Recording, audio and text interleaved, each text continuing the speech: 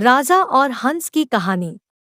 बहुत समय पहले एक राजा हुआ करता था जिसका नाम चित्ररथ था। उसके राज्य में एक बहुत बड़ा तालाब था। तालाब के चारों तरफ सुंदर फूल और वृक्ष लगे हुए थे। तालाब की सुंदरता से मोहित होकर हंसों का एक झुंड तालाब में आकर रहने लगा। हंसों की उस प्रजाति को हर 6 माह में स्वर्ण पंख निकलते थे। तालाब में रहने के बदले सभी हंस अपने स्वर्ण पंख उस राज्य के राजा को दे देते थे। इस प्रकार राजा को भी हर 6 माह में बहुत से स्वर्ण पंख मिल जाते थे। एक दिन उस तालाब में कहीं से एक बड़ा पक्षी आ गया और हंसों के बीच रहने लगा। हंसों को यह बात अच्छी नहीं लगी। हंसों का राजा उस बड़े पक्षी के पास गया और बोला, हम इस तालाब में बहुत समय से रह रहे हैं और इस तालाब में रहने के बदले इस राज्य के राजा को स्वर्ण पंख भी देते हैं।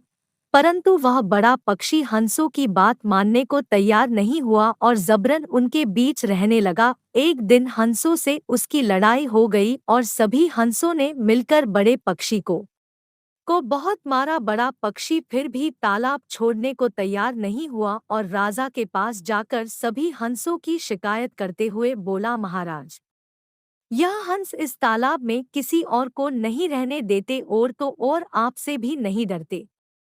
हंसों की शिकायत सुनकर राजा को गुस्सा आ गया और उसने अपने सेनापति को आदेश दिया कि उन हंसों को पकड़कर राजदरबार में लाया जाए।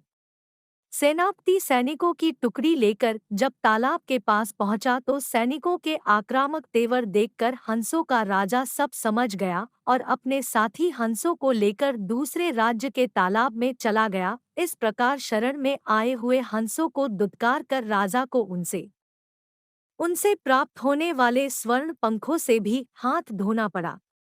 शिक्षा। राजा और हंस की कहानी से हमें शिक्षा मिलती है कि शरणागत को कभी दुत्कारना नहीं चाहिए। कृपया चैनल को सब्सक्राइब करें।